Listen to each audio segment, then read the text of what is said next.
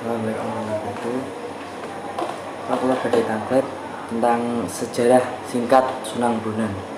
Ya, terima kasih. Ini mas-masnya dari Bojonegoro ya? Dari Bojonegoro, ya. Jadi sejarah tentang Sunan Bonang ini sebenarnya secara pasti memang belum ada secara pasti, karena memang selama ini yang ada hanya sekedar cerita aja, karena beberapa hal terkait dengan Sunan Bonang sendiri ini informasinya masih terbatas. Nah, literatur yang menceritakan tentang Sunan Bonang sendiri kadang-kadang juga masuk di berita-berita atau di cerita-cerita yang lain. Artinya di situ mama kisah di Babat Demak itu diceritakan, Babat Demak itu termasuk ada Sunan Bonangnya di situ. Jadi kalau Sunan Bonang sendiri, tentang Sunan Bonang sendiri ini memang sangat minim sekali. Beberapa hal tentang Sunan Bonang, kisah-kisahnya atau tentang ini, tentang karya-karyanya juga tidak banyak di Indonesia ini. Beberapa yang terkenal itu Van Boek op Bonang, itu buku karya yang dianggap buku karya Sunan Bonang, itu ternyata yang asli juga adanya di Belanda. Jadi beberapa hal tentang Sunan Bonang ini memang secara literatur memang kurang sekali. Yang berkembang selama ini adalah tentang cerita. Nah, Mbah Sunan Bonang sendiri ini salah satu anak dari Sunan Ampel, dari istri atau ibu putri Bupati Tuban. Jadi ibunya Sunan Bonang itu Nyai Ageng Manilo, itu putri Bupati Tuban. Nah, Sunan Bonang sendiri selama ini kita pegang bahwa Sunan Bonang itu lahir di tahun 1465, kabundutnya 1525, sehingga dari sisi usia Sunan Bonang ini hanya sekitar 60 tahunan. Cuman dia dari muda memang karena dia anak dari seorang ulama besar, anak dari Wali Songo, sehingga dia memang sudah digembleng, sudah disiapkan untuk paling enggak dari sisi religinya itu, sehingga dari muda dia sudah banyak ikut terlibat di urusan dakwah Islam, terutama di Jawa ini, karena dia dia anak dari Sunan Ampel yang kebetulan waktu itu sudah jadi Wali Songo, sudah anggota Wali Songo, sehingga Bonang sendiri ini paling enggak kesehariannya atau ajaran-ajaran bapaknya ini paling enggak dia yang meneruskan dari sisi dakwahnya. Nah, itu cuman ya tadi itu bahwa Sunan Bonang, cerita-cerita Sunan Bonang sampai hari ini itu kan banyak cerita, belum tentang tadi sejarahnya belum banyak. Pasti. Karena tadi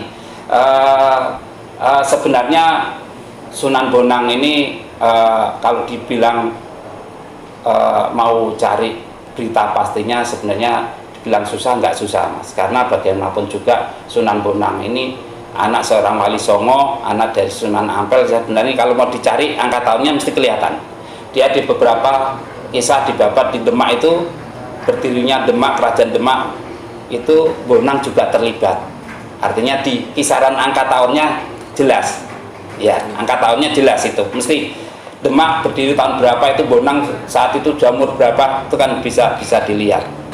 Cuman sementara ini yang kita pegang yaitu dia lahir tahun 1465 dan meninggal 1525, sehingga dia hanya umurnya sekitar umur 60 tahunan. Nah, masa awal dia dakwah, jadi masih muda itu dia sudah dakwah. Masa awal dakwah itu dia di daerah Kediri yang sekarang masuk daerah itu masuk di wilayah, sekarang karena perluasan daerah dia masuk di wilayah Nganjuk. Sekarang daerahnya wilayah Nganjuk, itu daerah sepanjang Brantas. Itu dia waktu itu dia banyak orang-orang di situ memeluk agama yang belum Hindu, tapi agama-agama kepercayaan gitu, daerah-daerah situ. Nah, karena dia masih muda itu cara berdakwahnya keras sekali. Artinya cara berdakwahnya dia apa ya, kalau dia ngajak orang Islam, kamu harus sholat, harus begini, sesuai dengan ajaran-ajaran Islam kayak begitu. Makanya di sana dia sampai tarung bener dengan orang-orang dari Kediri sana untuk dia bisa memasukkan fahamnya Islam tadi masuk di daerah situ. Nah, sampai tarung, ya kalau bahasa kita sekarang sampai berkelahi lah gitu. Nah, dari belajar dari sana dia nggak cuma itu, sampai berantas itu tadinya mungkin lewat desa A gitu, karena desa A ini nggak mau nurut sama dia, nggak mau meluk Islam. Berantas ini, sungai Berantas ini dialihkan, tidak lewat desa A. Itu cara bertarungnya dia begitu, sampai agar dia kesulitan air nih, Berantas ini dibelokkan. Nah, dia benar-benar waktu itu karena masih muda sekali kayak begitu. Akhirnya dia kembali lagi ke Ampel lagi, bahwa dia memberikan laporan ke bapaknya bahwa dia dakwahnya di daerah Kediri itu mengalami kasus kayak gini. Nah, akhirnya dievaluasi, dia kemudian metode dakwahnya dia yang berikutnya dia rubah. Akhirnya dia tidak, artinya kalau orang hitam mau diajak ke putih tidak langsung diantem, kamu harus besok harus putih, enggak begitu, tapi bertahap. Ya. Itu setelah belajar dari kasus di Kediri itu, dia akhirnya dakwahnya lebih merangkul itu. Jadi apa ya, kalau sekarang kamu belum sholat nggak apa-apa, yang penting kamu mungkin bisa deket-deket masjidnya dulu, atau kalau ada kegiatan di masjid monggo silakan datang. Pak, saya belum sholat, nggak apa-apa, ayo, itu ada kerja bakti di masjid, monggo ikut datang. Kayak gitulah, artinya tidak langsung bahwa Islam itu tidak langsung sholat, nggak begitu, tapi didekatkan dengan sesuatu yang menjadi figur, yang menjadi ciri-ciri khas orang Islam. Ciri khas orang Islam itu apa? Masjid ya, jadi ikonnya bahwa masjid itu tempat ibadah orang Islam. Ya, orang itu didekatkan ke masjid. Tidak harus sholat ya. Cukup kalau masjid ada kegiatan monggo jangan rawuh. Bijing masjid ini badhe wonten kerja bakti rawuh nggih monggo. Nah, ternyata dakwah dia yang kedua ini, metode dakwahnya ini sukses begitu. Nah, dia merangkul. Akhirnya dengan kelompok-kelompok orang yang tadinya orang Kediri itu, yang tadinya keras karena dia dia menganut ilmu tertentu begitu, bahwa dia untuk hidup itu harus nanti satu saat dia harus mati, dan mati itu dia harus mencapai kesempurnaan. Ini daerah Kediri sana dia ajarannya kan begitu. Nah, untuk jadi sempurna itu dia harus melakukan tapa brata, sehingga dari wujudnya yang besar orang itu dia berkonsentrasi penuh dengan jalan supaya dia bisa berkonsentrasi meninggalkan urusan dunia itu, maka perutnya harus dikenyangkan. Perutnya dikenyangkan dengan apa? Makan daging orang. Waktu itu kan biasa ada tumbal, orang ditumbalkan makan daging orang. Agar dia lebih cepat lagi, minumnya harus minum yang beralkohol itu. Nah, dengan jalan begitu akhirnya dia nanti bisa mencapai kesempurnaan untuk ilmunya dia itu. Nah, tapi oleh Sunan Bonang akhirnya metode itu akhirnya didekati, ditiru Bonang. Oke, kita tetap beribadah, mendekatkan diri pada Allah dengan jalan, tetap kita kumpul-kumpul, tapi yang dimakan tidak dagingnya manusia, tapi dagingnya ingkung, ayam ingkung ya. Nah, sekarang itu salah satu kreasi dari Sunan Bonang itu, sehingga orang merasa bahwa saya ini tidak menjauhi ajaran leluhur saya. Ini ternyata masih ada ingkungnya, ada daging yang dimakan, tapi daging ayam gitu. Nah, ya tidak lagi minum minuman keras, tapi dia tetap kumpul. Nah, gitu. Nah, itu. Ya, dari proses dia dakwah di Kediri itu, akhirnya dia menemukan metode-metode pendekatan yang lebih manusiawi ya, lebih manusiawi, lebih merangkul. Dia tidak harus, kalau mengajak tidak harus orang dari hitam menjadi langsung putih, nggak begitu, tapi berproses bertahap, dan itu sukses. Nah, suksesnya dia itu akhirnya diteruskan oleh anak-anak, oleh murid-muridnya dia, termasuk Kalijaga itu juga cara berdakwahnya seperti Bonang gitu. Nah, terus Bonang ini sebenarnya kalau dia dilihat dari sisi pemerintahan, sebenarnya dia keluarga besar pemerintah. Dia anaknya Sunan Ampel. Bulenya Sunan Ampel itu salah satu putri di Mojopahit. Bulenya itu dikawin oleh Brawijaya. Makanya kenapa waktu Raden Rahmat masuk di Jawa itu salah satu strateginya kan untuk bisa dakwah lebih cepat berkembangnya harus menguasai pemerintahan. Makanya itu ada bulenya itu yang berusaha untuk dikawinkan dengan penggede di Mojopahit. Akhirnya dikawin oleh Brawijaya itu, bulenya dia. Bulenya dia dikawin oleh Brawijaya itu. Akhirnya begitu Raden Rahmat masuk ke Jawa itu diterima di sana, akhirnya dia dikasih daerah perdikan namanya Ampel, daerah yang sekarang Surabaya itu. Nah, itu dia dikasih, udah kamu, dan karena dia masih keluarga dari Brawijaya, makanya dia dianggap masih keluarga dari kerajaan Majapahit. Nah, termasuk Bonang segala macam itu, itu kan anak turunnya. Nah, kebetulan Bonang sendiri ini ibunya adalah putri Bupati Tuban, yang ke-8 insya Allah. Bapaknya Bupati Tuban yang ke-7 kalau nggak salah ya. Ya, bapaknya buat anak dari Bupati Tuban yang ke-7. Kebetulan dia bersaudara, Nyi Ageng Manilo ini bersaudara dengan bapaknya Sunan Kalijaga. Sehingga Sunan Bonang dan Sunan Kalijaga ini adalah sepupu, tapi tuaan Sunan Bonang.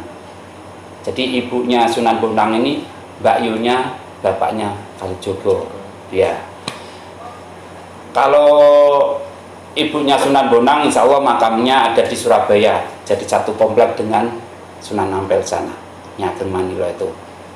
Nyi Ageng Manilo itu ada nama lainnya siapa gitu ya, pokoknya itu kan nama kan masing-masing daerah ya.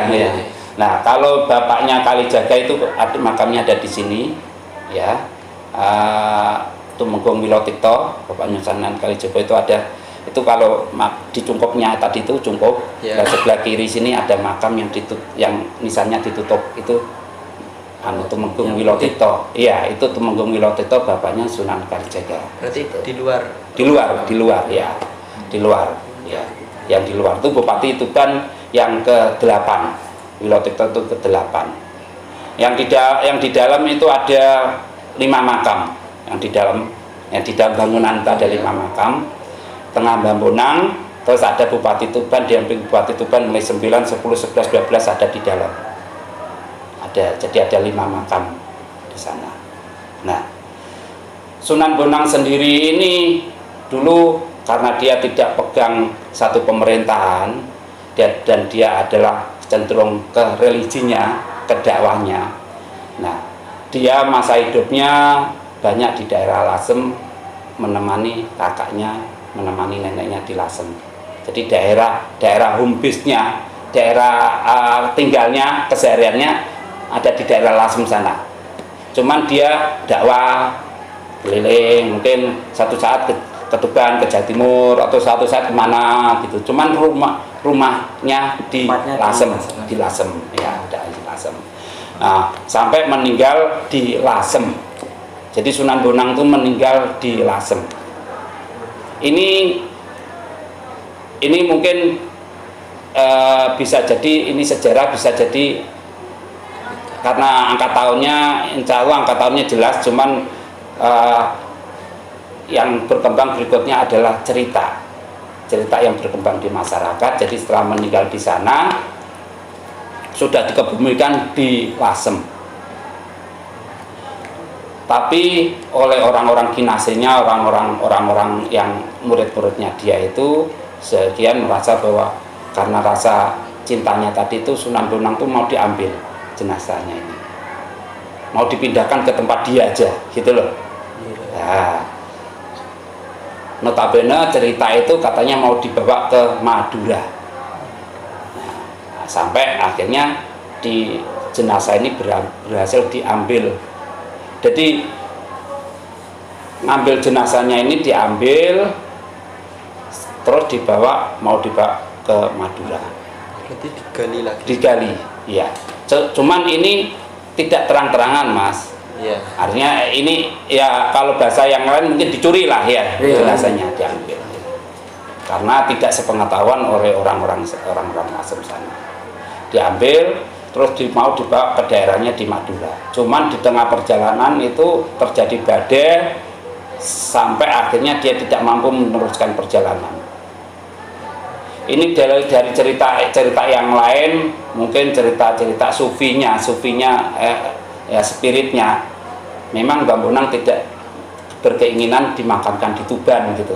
Cuman ini secara fisiknya waktu itu terjadi badai sehingga tidak mampu untuk melanjutkan perjalanan. Akhirnya mayat itu diturunkan di Tuban dan dimakamkan di sini. Nah, Hol, pernah dengar Hol ya? Iya. Hol itu memperingati ulang tahun kematian. Ya, ulang tahun kematian, bukan ulang tahun kelahiran loh. Ya, kalau biasanya memperingati gitu yang mudah-mudahan ulang tahun kelahiran. Ini Hol ini ulang tahun kematian. Nah, Holnya Mbah Bonang di sini itu ditetapkan berdasarkan kehadiran jenazahnya Mbah Bonang di Tuban.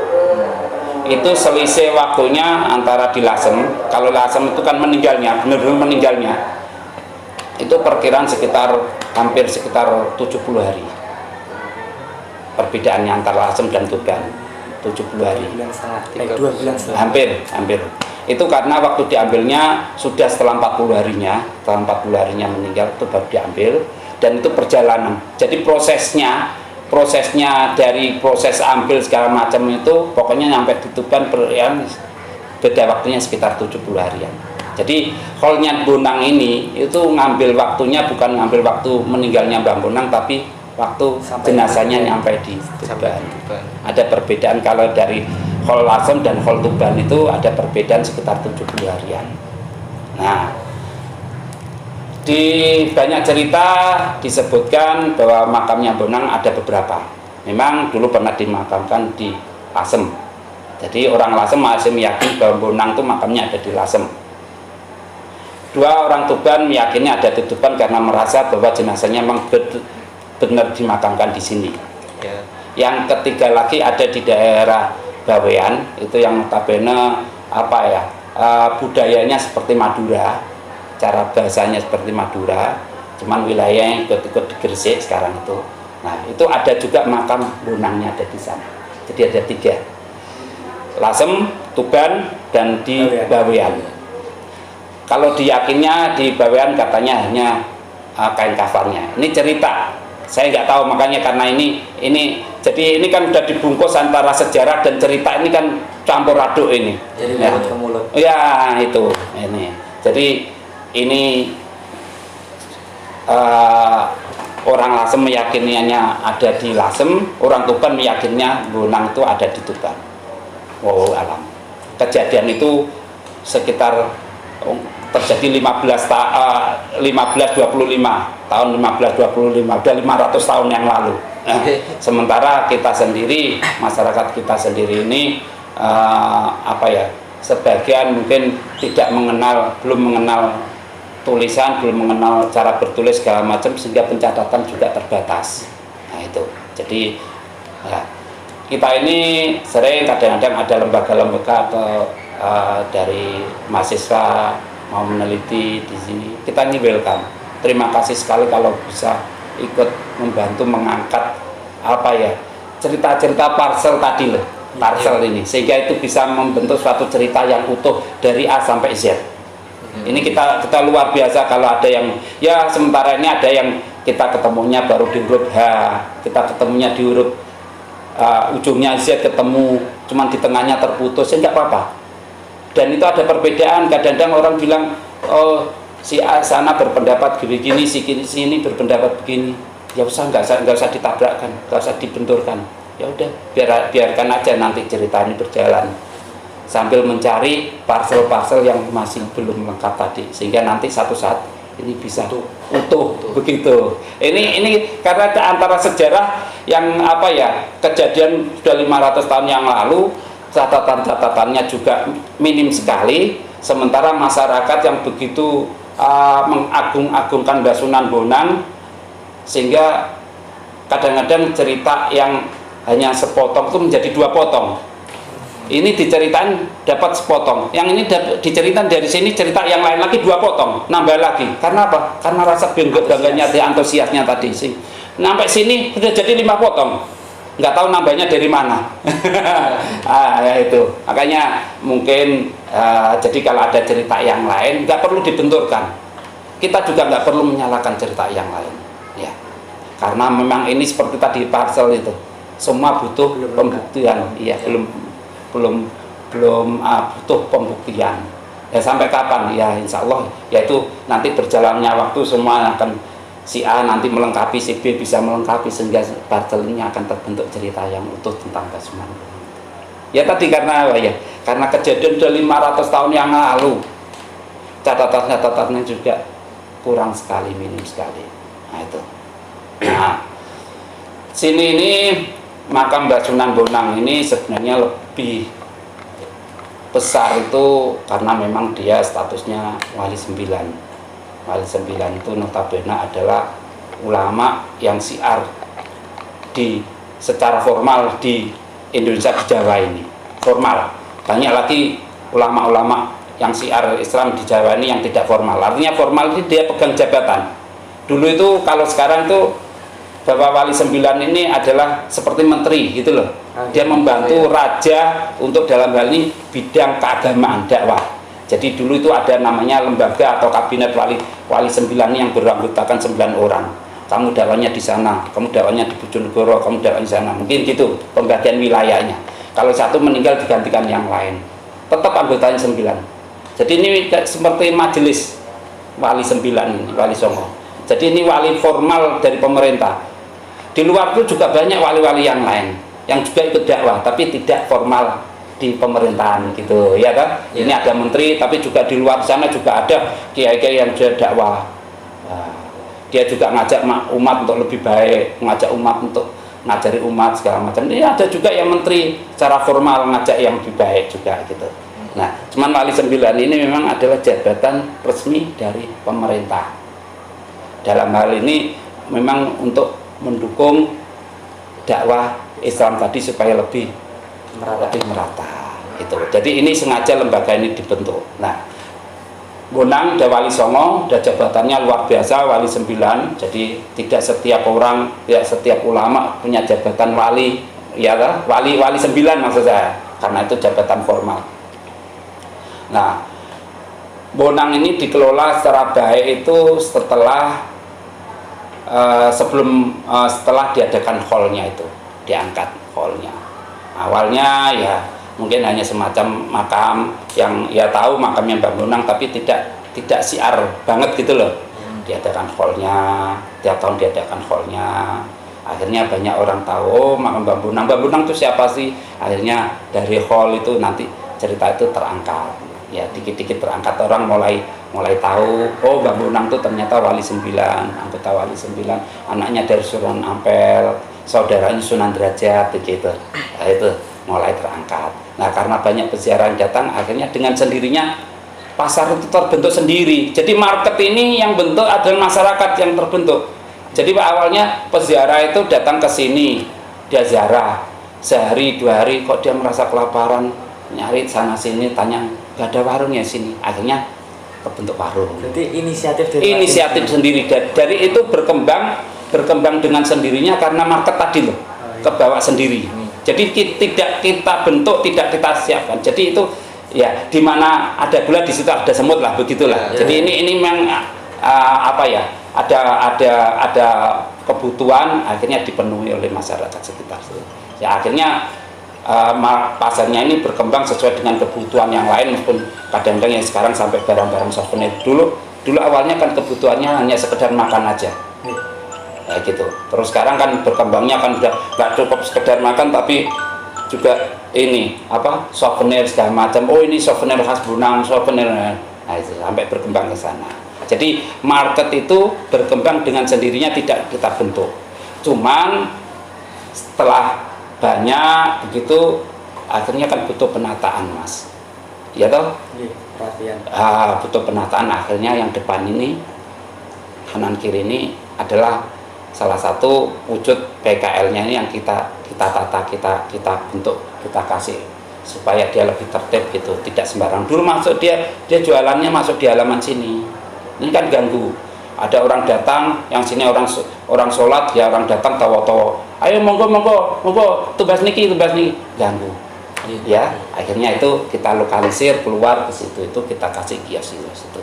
Kalau yang di luar itu tidak wewenang yayasan. Jadi ini makam ini dikelola oleh yayasan, mengelola untuk pemanfaatannya, untuk peziarahnya aja. Tapi kalau situs-situsnya ini pemiliknya adalah BPCB, Balai Cagar Budaya, yang berpusat di Mojokerto. Ini secara undang-undang pemiliknya balai. Dan ini namanya situs Sunan Bonang, itu sudah situs nasional. Makanya jangan kaget kalau di sini nanti ada polisi segala macam, karena memang ini situs nasional yang harus dijaga gitu. Dan kitanya sendiri kalau ada kotor di gapura, ada kotor, kita sendiri nggak berhak dan tidak berani untuk membersihkan. Nggak cuma tidak berani membersihkan karena itu memang tidak tugas saya. Kedua, hanya orang-orang tertentu aja yang dikasih kewenangan untuk membersihkan itu. Ya orang PCB itu. Kalau kita kan hanya ngurusi orangnya aja, mudik supaya tidak semerawut kita atur. Oh masuknya lewat sini, itu yayasan yang ngatur. Ya, kalau situsnya semua miliknya BPCB. Nah, ada yang bisa ditanyakan lagi? Barangkali ada yang nggak jelas. Niku larangan-larangan teng Sunan Bonang. Iya, kalau larangan, jadi ini karena Bonang ini sudah menjadi milik umum. Sebenarnya dari pengelola itu pengennya makam Bonang ini tertutup artinya ya sudah, yang ada itu diopeni, nggak usah ada makam yang baru ya. Nanti makam yang baru bisa dimakamkan di luar, itu pengennya. Tapi masyarakat tidak mau, merasa kadang-kadang masyarakat sekitar sini kurang afdol kalau tidak dimakamkan di dalam.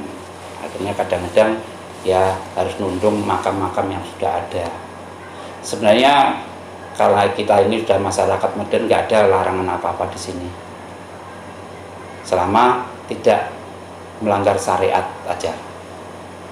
Ya, jadi umpama di sini rame, terus model berdoanya model kayak orang tawaf di Mekah gitu, keliling-keliling mengeliling makam, ini juga nggak kita izinkan.